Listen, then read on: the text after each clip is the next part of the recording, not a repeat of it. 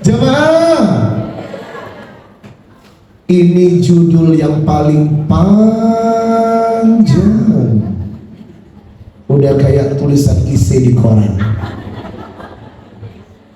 Menjadi orang yang sabar dan menginspirasi serta mampu mengelola emosi terhadap anak didik berdasarkan perspektif Quran dan psikologis. Ibu sabar kan?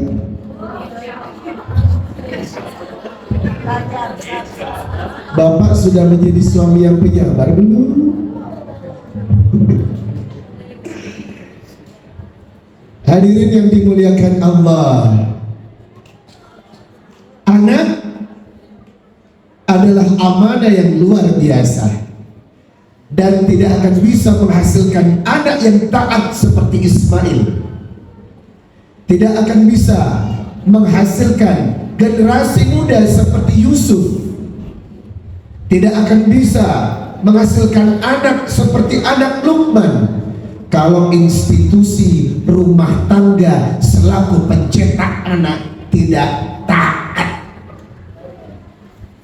Kita gak usah ngomongin anak yang baik deh. Karena apa? Anak baik karena bahan cetakannya baik. Anak ini akan hebat, anak ini akan luar biasa kalau institusi rumah tangganya bahagia. Ibu, Anda sudah bahagia belum? Rumah tangga Anda sudah bahagia belum? Jangan jawabannya begitu. Ada deh yang disyukuri. Seolah-olah ibu ya udah lepas aja. Yang ada makan aja, jangan begitu. Jamaah, membuat rumah tangga bahagia itu wajib hukumnya. Demi Allah, anak tidak akan berkembang dengan baik kecuali ibunya bahagia. Demi Allah, anak tidak akan sukses menjadi anak yang hebat kecuali emaknya bahagia. Demi Allah, istri tidak akan hebat kecuali suaminya taat agama dan tahu bagaimana cara mengelola rumah tangga berdasarkan Quran dan hadis. Jamaah, bukankah rumah tangga ini ibadah yang semua ada aturan mainnya, Bu? Bukan semau ibu, bukan semau bapak, semua ada direction for use. What is the meaning direction for use? Petunjuk pemakaian.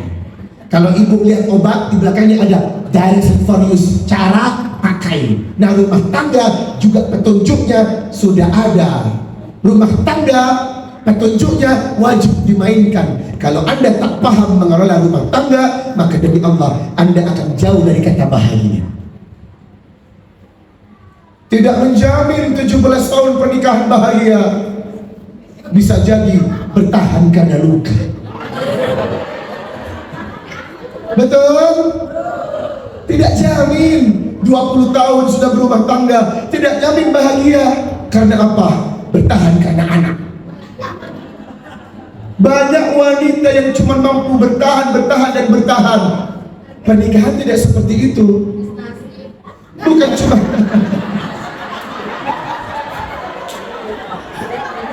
itu curhat itu. Ya Allah. Jamaah,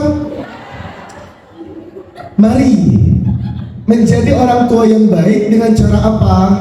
Buat rumah tangga Anda bahagia dulu. Inilah 5 tips membuat rumah tangga bahagia. Catat baik-baik. Jamaah,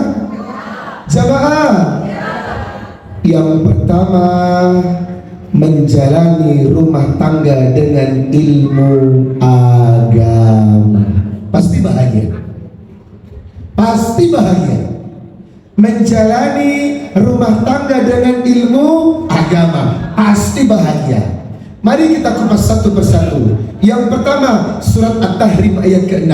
Ya ayyuhalladzina amanu qu anfusakum wa ahlikum nara. Wahai orang-orang yang beriman, jagalah dirimu dan keluargamu dari api neraka. Berarti ini ada perintah yang mutlak dari Allah. Kalau rumah tangga Anda mau baik-baik saja, jangan pernah melenceng dari aturan Allah dan Rasulullah.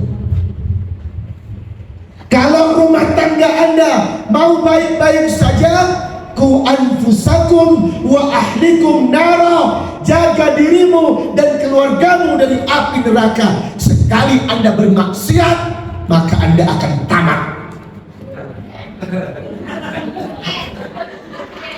Sekali Anda bermaksiat, maka Anda akan game over. Karena demi Allah, mengatur rumah tangga tidak ada campur tangan maksiat di dalamnya. Mengatur rumah tangga tidak boleh ada urusan-urusan dosa di dalamnya. Karena pernikahan itu suci dan rumah tangga itu suci. Yang kedua, hadis riwayat At-Tabari, hakul muslim ayyu'allima ahlahu min qurabatihi wa imaihi wa abidihi ma faradallahu alaihim wa manahumullahu anhu. Kewajiban seorang muslim kepada keluarganya, kerabatnya, orang yang dilindunginya, yu'allima ahlahu, ajari ilmu agama, faradallahu alaihim, katakan pada dia mana yang benar untuk dikerjakan, wa manahumullahu anhu, katakan padanya tinggalkan mana yang harus ditinggalkan. Itu dulu Pak. Bapak harus tegas. Yang salah adalah salah dalam rumah tangga, yang benar adalah benar dalam rumah tangga. Jangan membiasakan kesalahan untuk ditoleransi, sebab demi Allah ini akan berpengaruh kepada rumah tangga kita. Istri ngomongin orang, tegur Pak, jangan Bapak nimbrung. Pak. Hah? Apa Mak? Oh. Bapak nimbrung mensupport. Stop Mak, jangan mau tahu urusan orang. Jangan kau buka aib orang, dosa kita. Aku sebagai seorang imam harus melarangmu melakukan hal ini. Kalau Bapak diam, berarti Anda membiarkan kemaksiatan ditoleransi dalam kehidupan kita. Jangan. Istri saya kalau sudah berkumpul dengan saya, seumur hidup takkan pernah ngomongin orang. Karena dia tahu saya adalah orang yang anti untuk membicarakan orang lain. Berani Pak. Mau ngomong enggak jadi. Tahu dia potensinya gibah. Stop. Kita harus tegas. Yang ketiga, hadis riwayat Abu Daud nomor 495, muru auladakum bis salati wa hum abna sab'a sinin. Didiklah anakmu mendirikan institusi yang paling penting dalam rumah tangga. Apa itu? Sholat. Usia 7 tahun, wadribuhum alaiha, pukul anakmu, wahum abna asyri sinin. Kalau di usia 10 tahun tidak mengerjakan sholat, berarti penegakan syariat yang utama dalam rumah tangga, berlangsungnya ibadah sholat. Sebab kalau sholat sudah baik ditegakkan, demi Allah ibadah lain akan baik. Ingat, anak Anda harus sudah paham sholat di usia 7 tahun. Sab'a sinin wadribuhum alaiha, pukul dia kalau ia tidak mau sholat di usia asyarah sinin, 10 tahun. Ibu jangan biarkan 10 tahun dia tidak mau sholat, maka tanggung jawab besar Anda untuk menghukumnya. No excuse. Sudah tidak ada toleransi di usia 10 tahun. No excuse. 10 tahun harus sudah mutlak dia paham sholat dan mengerjakannya tanpa disuruh, tanpa didorong, dan tanpa harus diawasi selalu. Karena 7 tahun prosesnya, 7, 8, 9, 10, 4 tahun pendidikan mendaraskan hadis. Jamaah, Anda juga harus rajin sholat. Ibu, ada syariat dari Rasulullah yang sudah mulai dilupakan. Hadis riwayat Abu Daud nomor 1450. Hadis riwayat Abu Daud nomor 1450. Rahimallah rajulan qama minal laili fasalla wa aiqada imra'atuhu fasallat fa in abad naduha fi wajhil ma. Bangunkanlah istrimu ketika engkau bangun duluan untuk sholat tahajud. Ketika suami bangun duluan untuk qiyamul lail, bangun istrinya.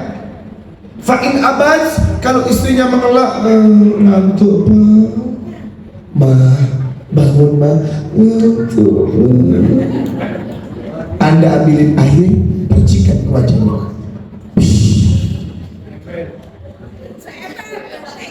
Kalau tidak mau, terakhir 1 ember. Jamaah, ini hadis.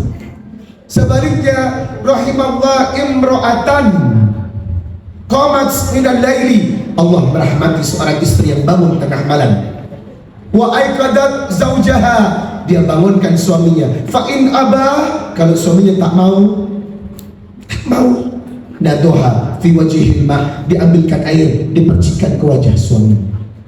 Lalu sholat berjamaah tahajud. Pertanyaannya, apakah Anda sering tahajud berdua dengan suami? Itu yang membuat hilang keromantisan Anda. Ini perintah loh Pak. Perintah. Suami istri diperintahkan untuk tahajud berjamaah. Tolong kerjakan. Sudah ada ketentuan, tidak Anda kerjakan. Ingin suaminya lembut hatinya, tapi perintah sholat tahajud bareng tidak dikerjakan. Ingin istrinya penurut, tapi tahajud bareng tidak dikerjakan. Salah satu tahajud berjamaah melembutkan hati pasangan. Halo? Bagaimana kalau kita mulai nanti malam kerjakan? Siapkan air di sisi Anda. Ya Allah, percikan kamu kamu.